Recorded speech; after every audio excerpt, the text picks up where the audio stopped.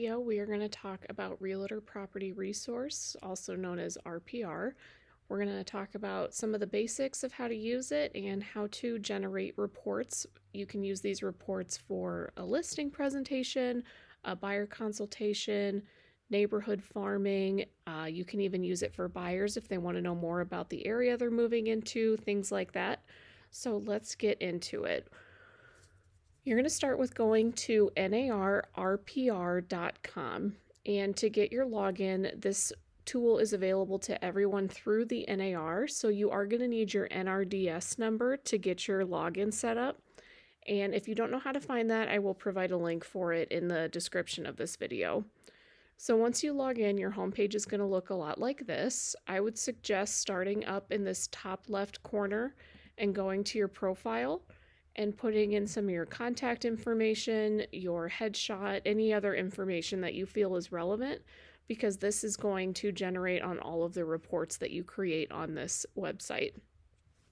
So for this example, I'm going to pretend like a past client of mine is thinking about selling their home. So I am going to pull an RPR report for them to talk about their evaluation, what's going on in their neighborhood, whatnot. You can see there's a lot more tools, a lot more things you can do with this program, and we'll cover those in more videos coming soon. But for now, we're just going to focus on the basics.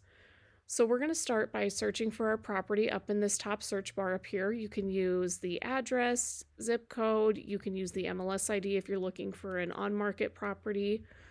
You're also going to want to narrow things down just a little bit. I always go into this type/status. And I want to go to public records right here, because if I use one of these, it's only going to show me properties that are on the market, and that's not what I'm looking for. I'm looking for an off-market property. This also defaulted to single-family home, so that's perfect. And I don't care about price or beds or bath right now because I'm looking for an off-market property. But if you were searching for properties on this in lieu of the MLS, there are more filters available here for you. So I'm going to go in and type in the address of the property I'm going to run a report for.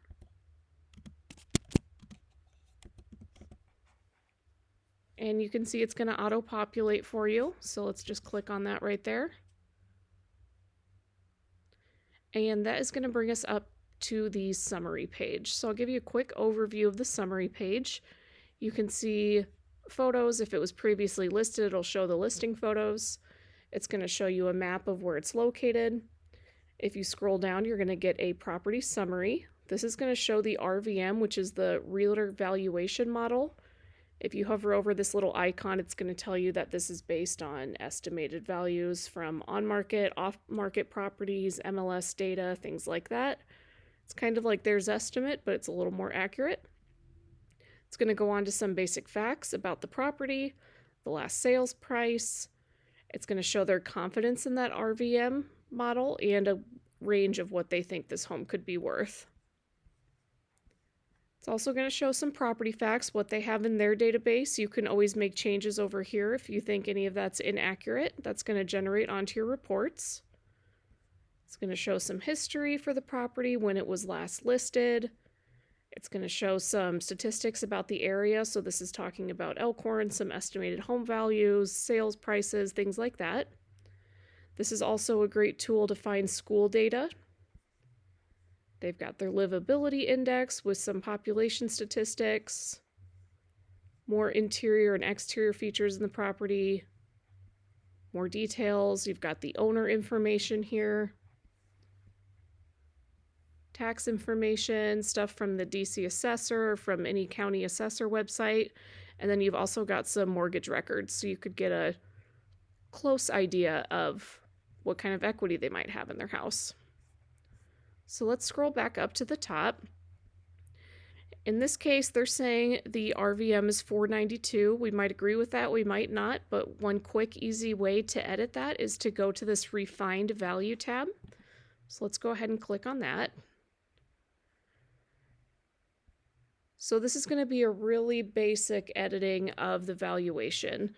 They also have a CMA tab where you can get into a lot more detail with adjustments based on other properties and whatnot, but this is just a really basic valuation. It also has this really cool tool where you can refine the value based on home improvements that they've done.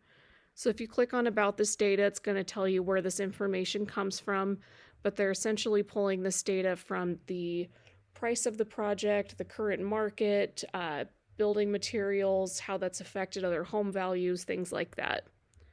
So you can use this drop down for different types of improvements that they've done. Let's say they did a major kitchen remodel, we'll say mid-range.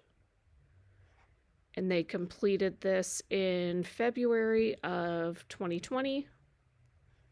And let's say they put $20,000 into this kitchen. You're going to go ahead and click Add.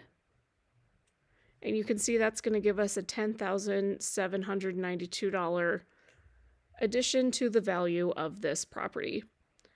If this was added by mistake, you can always delete. You can also add more. The other option on this page is to refine value based on needed improvements. So this is really just open-ended. You could write anything like basement needs to be finished and what that's going to cost to do so. Let's say $10,000. In this example, it's just going to take that $10,000 off. Whatever value you give for the needed improvements is exactly what it's going to take off. So this could be more so used for notes in your report, things like that. You can also refine the value by some market conditions. So we've got local market conditions. Those are definitely hot right now. So let's bring that up. Home exterior conditions relative to comparable properties, I'd say it's about equal. Same with the interior condition, it's about equal. Lot size may be a little bit inferior, it's kind of a small lot. The view, I would also say, may be a little bit inferior. But they do have some good privacy, so let's bring that up just a little bit. And you can see that's going to change the value. Home conditions, that added $14,765 to our value. And now you can see we've got our original estimate, our changes based on what we refined, and the new refined estimate. If you want to start this over, you can always click this Reset Values, and that'll delete everything that you just did, and you can start fresh. But let's say we're happy with what we have here. Let's just go right to this button right here and click Create Report. This is going to take you right into the reports page. You can see you have several different options here. You've got a property report that's about 30 pages, a seller report that's a really long detailed report about 81 pages. You can create a property flyer. I would say the mini report is probably the most popular. This is really good to add into listing proposals and things like that. So if you were to click on this, it's going to open up everything that goes into that report. So you can see every single page. If you're not sure what that means, what exactly is Home Facts going to include, you can hover over this little icon and that'll give you an example of what that page is going to look like. So you can include or exclude any of these pages however you want your report to look. You can also add custom pages, which you can see right over on this side of the screen. So on my account, I've added a letter that's kind of a personal letter to sellers for when I was prospecting to my neighborhood. And I also added a contact page that's available. If you guys would like your own contact page, we can send that to you. Just request it from processing. And that's just a nice branded ending page that says, thank you for your time. Here's my name, my number, everything like that. And that always goes on the end of your listing proposals. So I went ahead and added that in there as well. So let's say we want to use that, but I don't want to use the letter this time. You also have a few options up here of what you want to include on your cover page. So maybe you want to leave your license number off and you only want to show your cell phone. So let's unclick work phone. The rest of that will go ahead and leave. You also have the option to show page numbers. And again, this is where you can add your custom pages right there. This is going to show you what your profile looks like. So if any of this has changed, if you are using a different email, maybe you got a new phone number, fresh headshot, this is what your profile is going to show on your report. So if you do want to edit that, it's going to give you a quick option to do so right there. So let's scroll down, and the next options here, you've got two delivery methods. You can either download it as a PDF or you can email it. So if you want to go ahead and send it right on to your seller, Or maybe you're pulling this for someone else and you want to send it on to them as soon as it's ready. You can do that too. You can always CC yourself so that you know when it's being sent. And this option right here gives you the ability to add a message to your email. So, hey seller, here's the report I spoke with you about. Feel free to look it over. Let me know if you have any questions, blah, blah, blah, whatever you want to say. But right now we're just going to download as a PDF, so I'm just going to go ahead and hit Run Report. You can see here it's going to tell me that it's going to be just a few minutes while it runs the report. It does usually take about 2 to 5 minutes to run these reports. And if we scroll back up to the top of the page, you're going to see all of the reports that you've ran recently. This one right here says it's finalizing. If it was going to take more time, it would say approximate time it's going to take to be done. But this will show you your most recent reports, so that's just a quick link to download any that you've ran recently. You can also access them up on this tab at the top where it says Reports.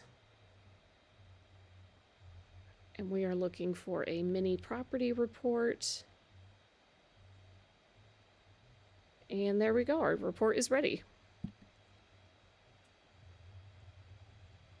So let's check out what this looks like. It's going to have our logo up top, address nice and big right up top. It's going to show the property photo. I will say sometimes these come out a little weird if it's using a Google image or something like that. You can see here this is showing a Berkshire logo. We probably don't want to use that, so we could always switch that out. But it's going to show my photo, my name, my contact information. It'll go on to show the estimated value, the RVM update, their confidence in it, and then right over here in really big print, our refined value.